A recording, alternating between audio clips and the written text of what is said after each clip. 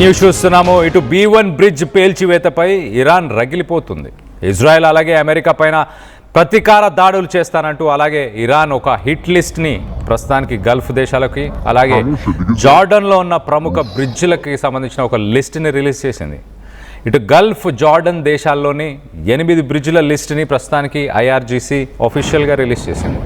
Iran target చేసిన బ్రిడ్జ్లు ఇటు Sheikh Jaber Al Ahmed అలాగే అల్ సబా సీ బ్రిడ్జ్, ఇవి రెండు కువైట్కి సంబంధించిన బ్రిడ్జ్ అని చెప్పొచ్చు. దాని తర్వాత Sheikh Zayed bridge United Arab ఎమిరేట్స్కి సంబంధించిన బ్రిడ్జ్, అలాగే Al Makkah bridge, Sheikh Khalifa bridge, King Fahad causeway Saudi Arabia నుంచి బెహ్రెయిన్కి వెళ్ళడానికి వాడే ఒక బ్రిడ్జ్ అని చెప్పొచ్చు.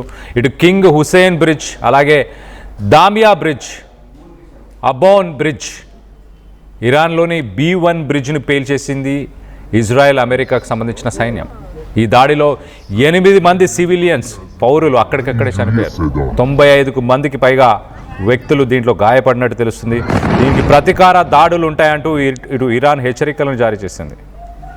ఇటు దీనికి సంబంధించి విజువల్స్ని మనం చూస్తున్న విజువల్స్లో చూడొచ్చు. 136 మీటర్స్, ఇటు గల్ఫ్ దేశాల్లో మిడిల్ ఈస్టర్న్ కంట్రీస్ మొత్తంలో టాలెస్ట్ బ్రిడ్జ్, ఎత్తైన బ్రిడ్జ్ అని చెప్పొచ్చు. ఈ బ్రిడ్జ్ బ్లాస్ట్ అయిన విజువల్స్ని మనం చూస్తున్నాం. మొత్తానికైతే ఈ బ్రిడ్జ్ పై మిసైల్స్తోనే అటాక్ చేసిన సమయంలో 8 మంది ఇటు ఇరాన్కి సంబంధించిన పౌరులు, ఒక సెలబ్రేషన్స్కి వెళ్తున్న వ్యక్తులందరూ కూడా చనిపోయారు. అక్కడ ఒక పండుగ జరుగుతున్న సమయంలో ఈ దాడులు నిర్వహించినట్టు ఇదే వీడియోని ప్రస్తుతానికి ఇటు ట్రంప్ కూడా సోషల్ మీడియా మాధ్యమంలో ఈ వీడియోని పోస్ట్ చేసి ఇరాన్కి ఒక వార్నింగ్ ఇచ్చే ప్రయత్నం చేశాడు. అది కూడా మీకు చదివి వినిపించే ప్రయత్నం చేస్తా. ఇటు the biggest bridge in Iran comes tumbling down, never to be used again, much more to follow. అంటే ఇక్కడితో ఆగట్లేదు, ఇంకా దీని తర్వాత అంధకారంలోకి తీసుకెళ్ళిపోతాను ఇరాన్ని ఒక స్టోన్ ఏజ్కి తీసుకెళ్తాను అంటూ ఆయన చేసిన స్టేట్మెంట్స్. ఇంకా దాడులు జరుగుతాయి, ఇటు పవర్ ప్లాంట్స్ని కూడా దాడులు చేస్తామంటూ చెప్పే ప్రయత్నం. It is time for Iran to make a deal before it is too late. ఇంకా ఆలస్యం కాకముందే ఒక డీల్కి రండి, స్ట్రైట్ ఆఫ్ హార్మోస్ని ఓపెన్ చేయండి, అలాగే న్యూక్లియర్ ప్రోగ్రామ్ని ఏదైతే ఉందో దాన్ని కూడా షట్ డౌన్ చేయాలంటూ చెప్పుకొచ్చే ప్రయత్నం చేశాడు. There is nothing left of what still could become a great country. So మొత్తానికైతే ఇరాన్ ప్రభుత్వాన్ని తప్పుపట్టే ప్రయత్నం చేస్తున్నాడు. ఏదైతే ఇంకా మిగిలి ఉందో ఆ దేశంలో దాన్ని కాపాడుకునే ప్రయత్నం చేయండి అంటూ ఇటు ఇరాన్ ఉద్దేశించి మాట్లాడాడు.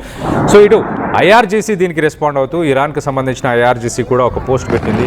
దానికి సంబంధించిన ఇటు Iran foreign minister Syed Abbas Araghchi ఆయన కూడా striking civilian structures including unfinished bridges will not compel Iranians to surrender.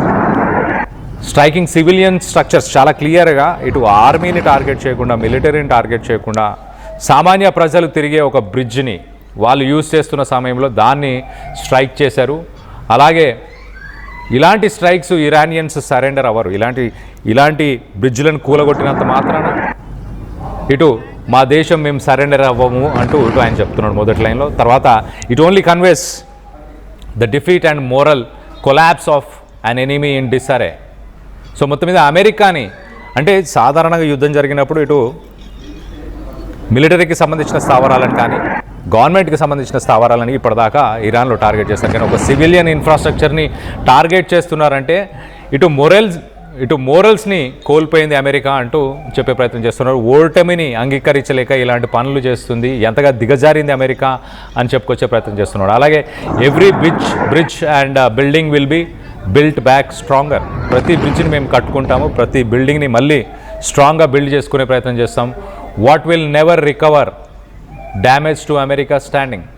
So ఎప్పటికీ అమెరికా చేసిన ఈ చర్యలని చరిత్రలో చెరపలేరు అంటూ ఇటు సయ్యద్ అబ్బాస్ అరగాచి చెప్పుకొచ్చే ప్రయత్నం చేశాడు. మొత్తంగా ఇటు యునైటెడ్ అరబ్ ఎమిరేట్స్ అలాగే సౌదీ అరేబియా వీటికి సంబంధించిన 8 బ్రిడ్జ్లని మేము ప్రతీకార దాడుల్లో వాటన్నిటిని కూడా కూల్చేస్తామంటూ ఇటు సయ్యద్ అబ్బాస్ అరగాచి అలాగే ఇస్లామిక్ రెవల్యూషనరీ గార్డ్స్కి సంబంధించి వాళ్ళ ఒక లిస్ట్ని పెట్టారు. ఆ లిస్ట్ని కూడా మరొకసారి చెప్పే ప్రయత్నం చేస్తా. ఇటు కువైట్కి సంబంధించి మనం చూస్తే మొదటగా కువైట్కి సంబంధించిన అల్ సబా సీ బ్రిడ్జ్, దాంతోపాటు షేక్ జయద్ బ్రిడ్జ్, దాంతోపాటు అల్ Makta bridge, Sheikh Khalifa bridge United Arab ఎమిరేట్స్కి సంబంధించి, అలాగే కింగ్ ఫాద్ కాజ్వే, ఇది సౌదీ అరేబియా బెహ్రెయిన్ రెండింటిని కనెక్ట్ చేస్తూ ఉంటుంది. దాన్ని కూడా మా లిస్ట్లో ఉంది అంటూ పేర్కొనే ప్రయత్నం చేస్తున్నారు. అలాగే ఇటు King Hussein bridge, Damia bridge, Abdan bridge, జోర్డాన్కి వెళ్ళే అబ్దాన్ బ్రిడ్జ్, అలాగే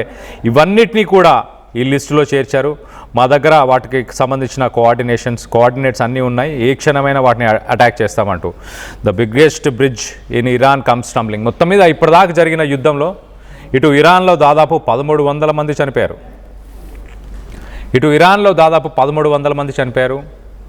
ఇటు లెబనాన్లో ఇరాన్లో 1900 మంది చనిపోయారు, లెబనాన్లో 1300 మంది చనిపోయారు.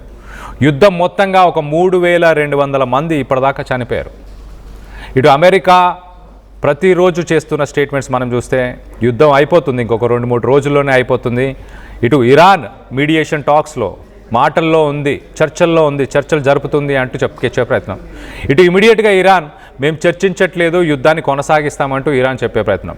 మరో పక్కన ఇటు వర్చువల్ మీటింగ్కి ఇవాళ యుఎన్ సెక్రటరీ కౌన్సిల్, ఐక్యరాజ్య సమితికి సంబంధించిన దేశాలన్నీ కూడా ఇవాళ ఒక మీటింగ్ని ఏర్పరచుకున్నాయి. ఆ మీటింగ్లో స్ట్రైట్ ఆఫ్ హార్మోజ్ని ఎలా ఓపెన్ చేయాలి, దాన్ని ఇటు ఫోర్సెస్ నావీని పంపించి ప్రపంచ దేశాలన్నీ కలిసి పోరాడాలా, దానికి ఎలాంటి ఇనిషియేటివ్ తీసుకోవాలని మొత్తానికైతే ఇవాళ మీటింగ్ పెట్టుకున్నారు. మరోపక్కన ఇరాన్ నా భూభాగమైన స్ట్రైట్ ఆఫ్ హార్మోజ్ మీదికి మీరు గనక వస్తే దాన్ని వార్గానే పరిగణిస్తాను, దానికి పర్యవసాలు ప్రపంచ దేశాలు అనుభవిస్తాయంటూ చెప్పుకొచ్చే ప్రయత్నం చేస్తున్నాను. ఇటు ట్రంప్ మరొక పక్కన నేను చేయాల్సిందంతా చేసేసాను, టాప్ లీడర్స్ అందరినీ ఎగ్జిక్యూట్ చేసేసాను, అక్కడ యుద్ధంలో నేను అచీవ్ చేయాలనుకున్న గోల్స్ అన్నీ అచీవ్ చేసేసానని ట్రంప్ చెప్తున్నాడు. ఇజ్రాయెల్ మాత్రం దాడులను కొనసాగిస్తూనే ఉంది. ఈ బ్రిడ్జ్ని కూలగొట్టడానికి ఇటు ఇజ్రాయెల్ అలాగే అమెరికా రెండు కలిసి వర్క్ చేశాయి. రానున్న రోజుల్లో ఇటు ఇరాన్లో ఉన్న పవర్ ప్లాంట్స్ వీటన్నిటి కూడా ధ్వంసం చేస్తాము, ఇటు ఎలక్ట్రిసిటీ లేకుండా చేస్తాం, ఇరాన్ మొత్తం అంధకారంలో ఉండేలా చేస్తాం, స్టోనేజ్కి పంపిస్తాం అంటూ ఇటు ట్రంప్ చెప్పుకొచ్చే ప్రయత్నం చేస్తున్నారు. సో రానున్న రోజుల్లో ఏం జరగబోతుంది ఒకసారి మనం చూస్తే కనుక ఇంటర్నేషనల్ మార్కెట్లో ఇటు ఆయిల్ బ్యారెల్ ప్రైస్ ప్రస్తుతానికి $111, $111 ప్రస్తుతానికి $111 దాని ప్రైస్ ఉంది. అలాగే సిట్యువేషన్ ఇటు ఇంటర్నేషనల్గా మనం చూస్తే కనుక అన్ని దేశాలకు సంబంధించిన స్టాక్ మార్కెట్స్ ఇవాళ కొంత పతనమయ్యాయి, కుప్పకూలాయి. యుద్ధం ఆగిపోతుందేమో అన్న ఆలోచన కాస్త మరి యుద్ధాన్ని ఎక్స్టెండ్ చేస్తున్నాడు ట్రంప్ అని చెప్పి చాలా క్లియర్గా అర్థమవుతుంది. నిన్న మొన్న మనం చూస్తే కనుక 2-3 వారాల్లోనే మేము చేయాల్సిన అచీవ్మెంట్స్ అన్నీ కూడా 2-3 వారాల్లోనే అచీవ్ చేసేస్తామంటూ ట్రంప్ చెప్పడంతో కొంత ఊరట పొందినా కూడా ఇవాళ ఉదయం జరిగిన దాడులు, ట్రంప్ తను చేస్తున్న స్టేట్మెంట్స్ అవన్నీ బేస్ చేసుకొని చూస్తే ఇంటర్నేషనల్ మార్కెట్స్ అలాగే ఆర్థిక సంక్షోభం ఖచ్చితంగా ప్రపంచ దేశాలకి రాబోతున్నట్టు చాలా క్లియర్గా అర్థమవుతుంది. దీనికి సంబంధించి మీరేమనుకుంటున్నారు? యుద్ధం కొనసాగే అవకాశం ఉందా? ఇటు రష్యా యుక్రెయిన్ యుద్ధంలాగా ఇది కూడా నెలల పాటు, సంవత్సరాల పాటు జరగబోతుందా? దీనికి సంబంధించి మీరేమనుకుంటున్నారు? ఇరాన్ ప్రతిఘటిస్తే ఇటు గల్ఫ్ దేశాలలో ఉన్న బ్రిడ్జ్లని కూల్చేస్తే కనుక అక్కడ ఆర్థిక వ్యవస్థ దారుణంగా మారబోతుంది. ఆర్థిక సంక్షోభం అనేది ప్రపంచ దేశాలని ఎఫెక్ట్ చేయబోతుంది. దీనికి సంబంధించి మీరేమనుకుంటున్నారు? మీ అభిప్రాయాలను కింద కామెంట్ రూపంలో తెలియపరచండి. ఇరాన్ అమెరికా యుద్ధంలో అమెరికా వెనకడుగు వేయాలా? ట్రంప్ చర్యల వల్లే ప్రపంచ దేశాలకి ఈ పరిస్థితులు నెలకొంటున్నాయని మీరు అభిప్రాయపడుతున్నారా? దీనికి సంబంధించి మీ అభిప్రాయాలు ఏంటనేది కింద కామెంట్ రూపంలో తెలియపరచండి.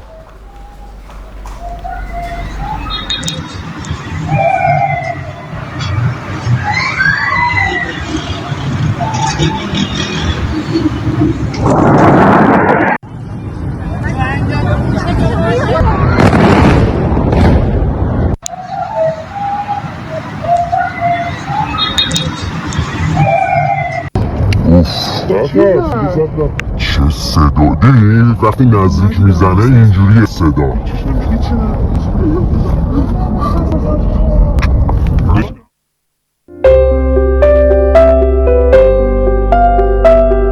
చిన్న చిన్న ఆనందాలు 35 ఏళ్లుగా నా జీవితంలో లేవు.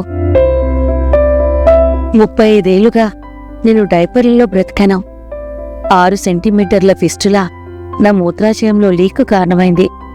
ఎవరూ నాకు సహాయం చేయలేకపోయారు. AINUలో వైద్యులను కలిసే వరకు. అక్కడ వారు రోబోటిక్ శస్త్రచికిత్సతో నాకు పరిష్కారం ఇచ్చారు. వారు నా ఆత్మవిశ్వాసాన్ని కూడా తిరిగిచ్చారు. Precision care makes it possible. The Center for Robotic Surgery at AINU